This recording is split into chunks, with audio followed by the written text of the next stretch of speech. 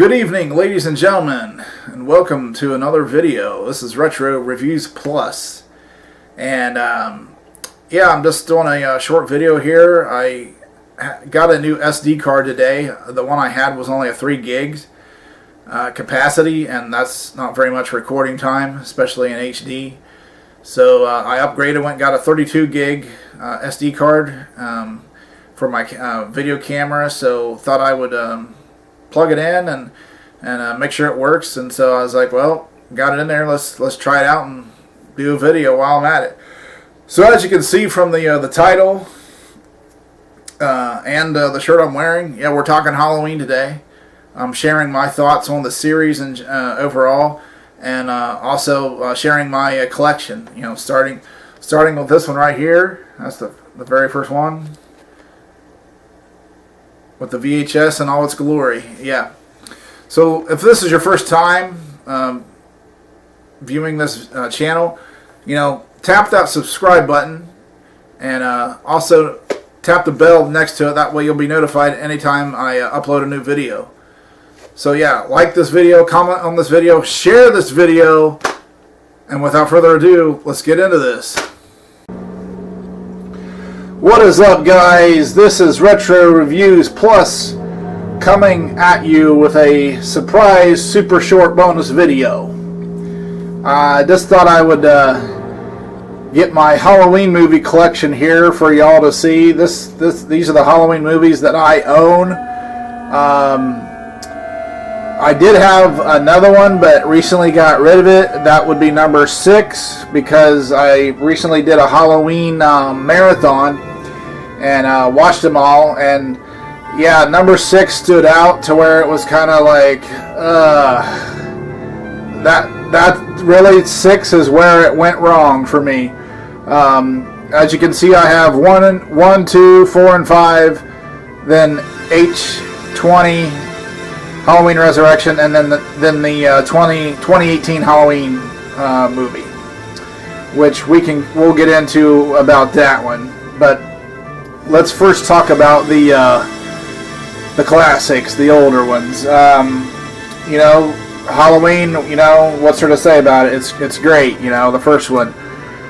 It was a very low budget, but it made a lot of money. You know, so it was like, you know, it kind of started the slasher genre, right? It kind of started it to where it, like, you know, went mainstream. And you know, I like Halloween 2. You know, it's a solid sequel. My one complaint about that one is it pretty much takes place, the movie pretty much takes place at the hospital, and I just kind of like, so therefore to me the movie feels claustrophobic. It's like locked into that one location. You know, like I said, I'm gonna say 90% of the movie, right? If they would have, you know, could have done something to where it wasn't so much just that one central location, it would have been a lot better for me. But other than that, that's really my only complaint about the movie. You know, I thought it was a good, solid follow-up overall.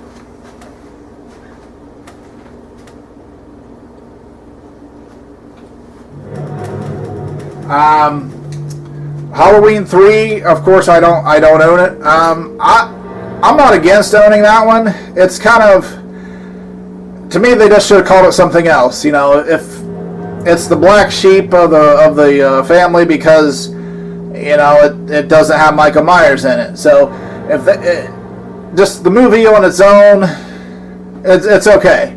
You know, they just should have, if they would have called it like something else, not Halloween, it probably would have been received better, right? So that's I think that's why on Halloween 4 they want to send a strong message to the fan that, you know, they had to call it, you know, the return of Michael Myers. You know, it's like, all right, we heard you, we're bringing Michael Myers back. You know, he's in this one. So yeah, Halloween 4 I really like a lot.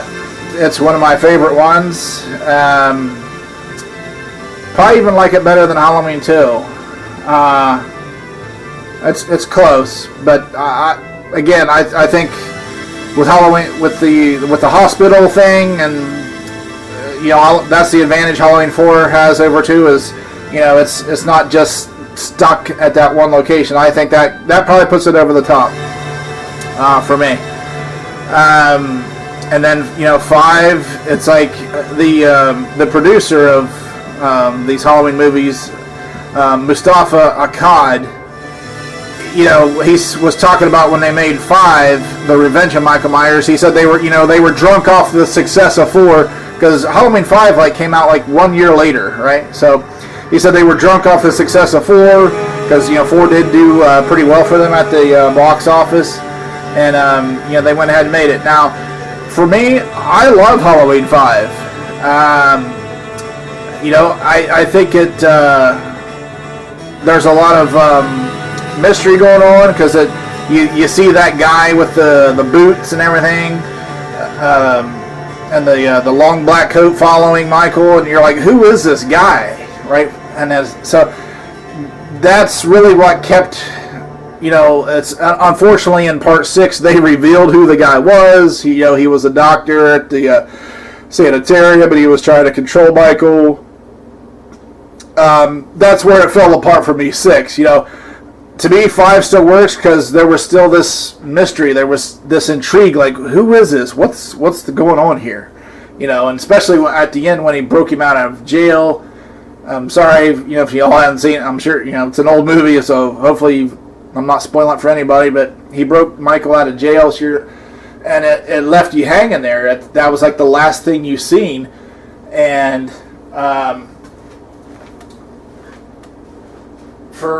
it was like that movie came out in part 5 came out in 1989, and I believe 6 came out in 1995. So we waited 6 years to find out who that guy was, and then when it was revealed, it was like such a letdown. And yeah, part 6 also, that's where Dimension Films gained the rights, and not only the story, but just when Dimension took over, it seemed the quality just didn't seem there. The quality wasn't there for me, and that continues on to even H20 and Halloween Resurrection. Those were Dimension films too. To me, the quality wasn't there from those first 4, Halloween 1 and 2, 4 and 5. I just felt the quality, and from 6. H20, Resurrection, the quality wasn't there, and also to me the mask looked kind of dorky. You could actually see his eyes, which I didn't think was good. And you can notice, you probably also noticed, I do not have the Rob Zombie remakes.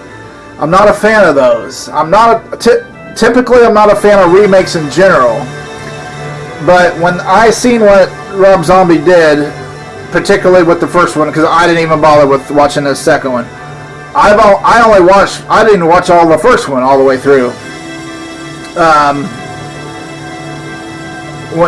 Like the first, I'm gonna say half hour, 45 minutes of Rob Zombie's Halloween. It's like you see Michael as a child and what happened to him.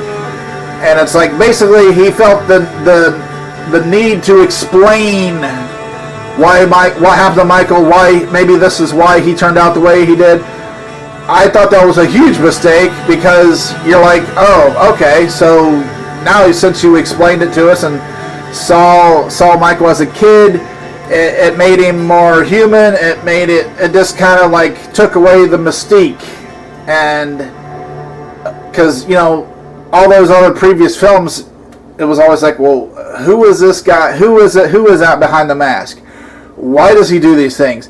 That's part of what makes the movies work, is like not knowing all that. But when you devote 30 minutes or 45 minutes of your film to showing Michael as a kid and explaining all that, you're like, it just took away the mystique for me, and didn't really care for it. So yeah, I will not own those movies.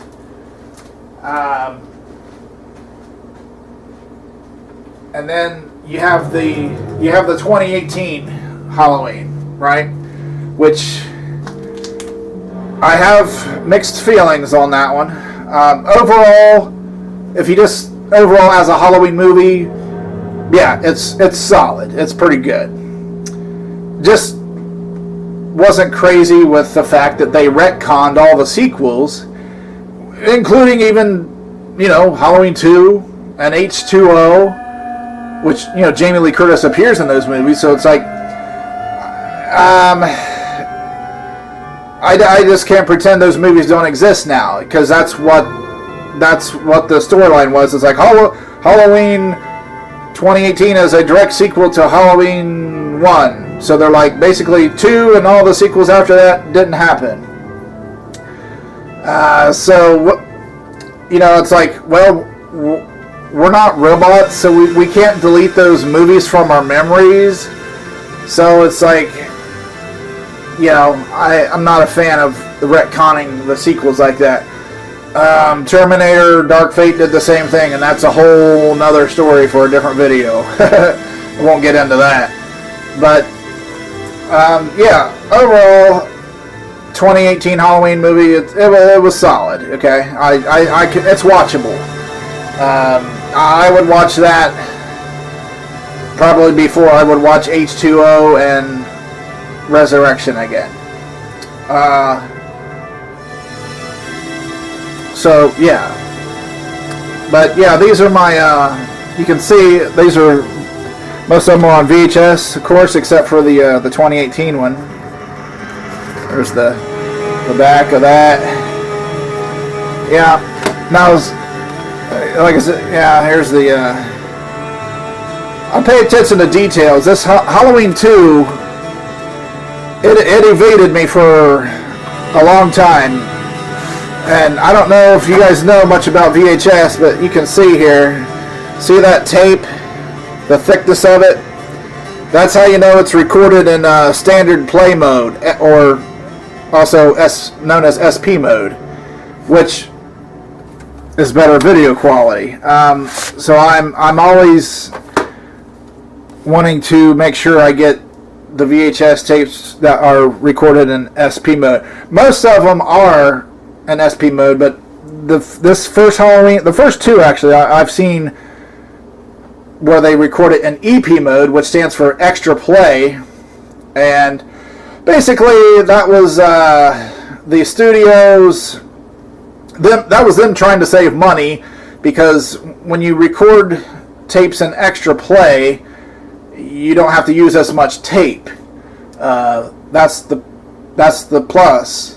That's on the plus side. The negative is the video and sound quality suffer when you do that. So I hated when the companies did that, because it's like, does the extra tape really cost that much money? Are you really saving that much? Besides a few pennies, it's like, I just hated when they did that, because the video quality was very terrible. That would be the ones where it would warn you ahead of time, like right at the beginning. It would say, for best picture quality, you may need to adjust the tracking on your VCR. When you see that message, you're like, okay, this is EP mode, because it's going to be kind of, sketchy and probably garbled. So, yeah, it took me a while before I finally did find that Halloween 2 on SP mode. So, but a lot of people would be like, well, why don't you just get them on DVD, right? And it's like, I like the feel of the VHS watching it, because as long as it's not like jumping, and you can, it's still clear, it's still clear, it's not like blurry and jumping all over the place, I can enjoy watching it. And like, this may sound odd, but I actually prefer it over DVD, because I remember watching Friday the 13th Part 6, Jason Lives. Okay, I had the first, I had those ones on DVD at one point, but that's the one that stuck out to me. I remember watching it, and it's on DVD, and as I watched it, I'm like, this just looks too polished and too clean, you know. I'm missing that little bit of grit to it, you know, and that feel to it, that weight to it. The DVD kind of, it was too clean, too polished, and no, especially that type of movie, right?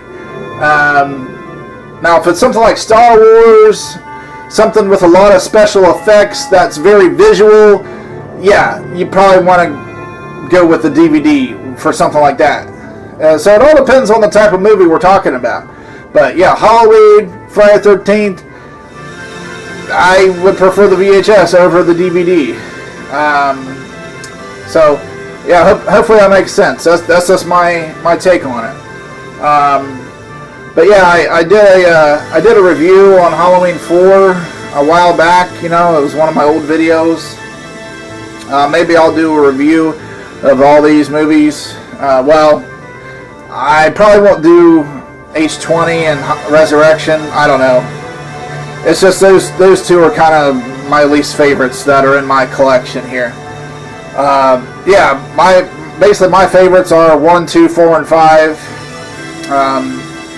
That's where, like, if I can, that's like my Halloween universe, you know. And like I said, I will watch the 2018, and I still do want to watch the ones that are going to come out in the future, because there's going to be one called Halloween Kills coming out next year in October 2021, which, you know, and which is, you know, a direct sequel to the 2018 movie. But yeah, that's and then there's going to be one after that. So they planned a trilogy. I'll just show you the backs of these boxes here. There's old Sam Loomis. Dr. Loomis was like, he was kind of almost like the driving force of those old Halloween movies. It's like he was always, you know, chasing after Michael, trying to find him, trying to stop him, and it's like, without him, they wouldn't be the same, you know. So yeah, Dr. Loomis is a very important part of the Halloween franchise, and again, that's kind of my knock on the 2018 movie when they retconned. It's like, well, you retconned 2, 4, and 5, and even 6, but you know, but yeah, Dr. Loomis was such a big part, and it's like, well, according to the new timeline, or you know, Dr. Loomis was only, you know, in the first one, so that's kind of like my big thing with them retconning like that, because I love Dr. Loomis. Donald Pleasance played a great part, you know, in those movies. He really sold it. So. But yeah, that's all I can think of for right now. I just wanted to do a quick video. I'm not going to do too much editing on this one, so I can get it out tonight. Hopefully, YouTube won't take too long to process it. But yeah, leave me some comments below and tell me what you think about my collection and your thoughts on the whole series as a whole. Like, do you agree with me, or you know, do you have a different viewpoint? And it's fine, you know. This is just my viewpoint. There's no like right or wrong answer, you know. It's like everybody's got their own viewpoint and opinion on things. So yeah, leave a like, comment, subscribe, share this video, and I'd like to hear your thoughts on the series.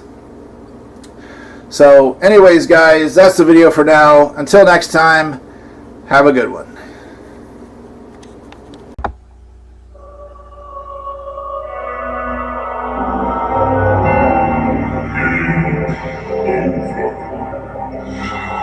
Ha ha ha.